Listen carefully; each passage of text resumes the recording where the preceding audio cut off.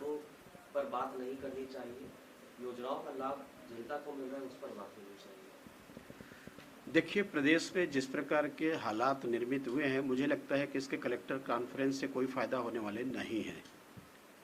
छत्तीसगढ़ में सरकार नाम की कोई चीज नहीं है।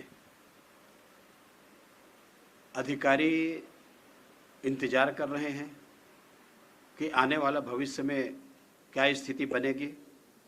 एक अभी दिल्ली में बैठे हुए हैं, लगातार ये हल्ला है कि इस महीने कुछ होने की संभावना है। वास्तविक में जब तक 70 सीट देने के बाद में भी आज सरकार में स्थायित्व तो नहीं है, और इसको लेकर के न केवल कांग्रेस के कार्यकर्ताओं में, प्रदेश के जनता में, बल्कि अधिकारियों में भ्रम की स्थिति बनी हुई है, और इसी का परिणाम है जो दिखाई दे रहा है। दूसरी बात, मुख्यमंत्री जी खुद स्वीकार किए कि कांग्रेस की जो कार्य समिति की बैठक हुई उसमें उनको आमंत्रित नहीं किया गया। आमंत्रित किया गया तो एजेंडा उनको नहीं मालूम। मीडिया से बात करने की बात आई तो उन्होंने कहा कि मुझे तो बताया नहीं गया है, वही लोग बात करेंगे।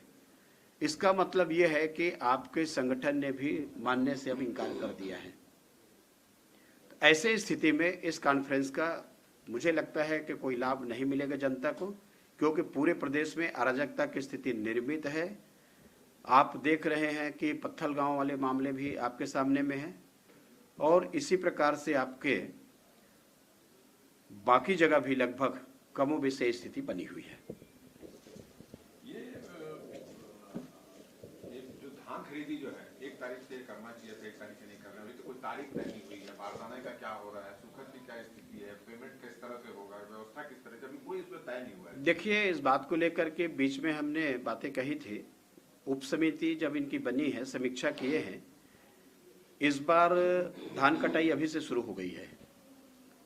1 नवंबर से धान की खरीदी होनी चाहिए, लेकिन सरकार की तैयारी इसमें कुछ दिखाई नहीं दे रही है। बोरा का कितने लाट आया है अभी तक ये भी जानकारी नहीं है।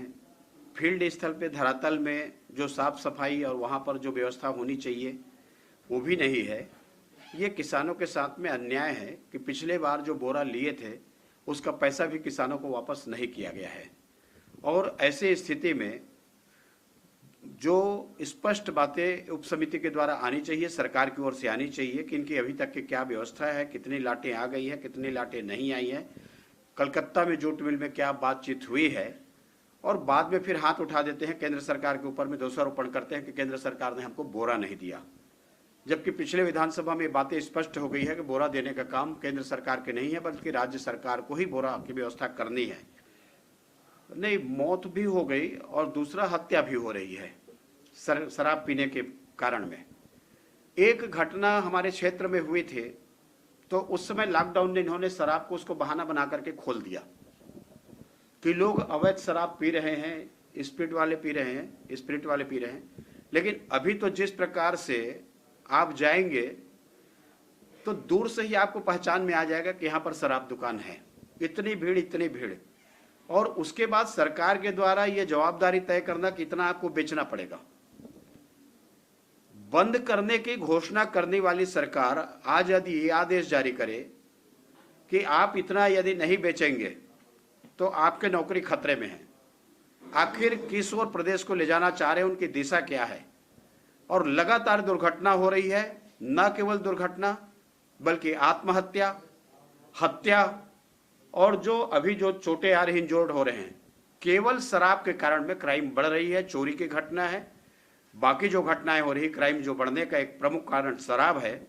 और मुझे लगता है कि नवंबर में चुनाव हुए थे, 3 साल हो जाएंगे, इसलिए इस पे अब सरकार को निर्णय लेने का समय आ गया है। सरकार को तत्काल शराबबंदी करनी चाहिए।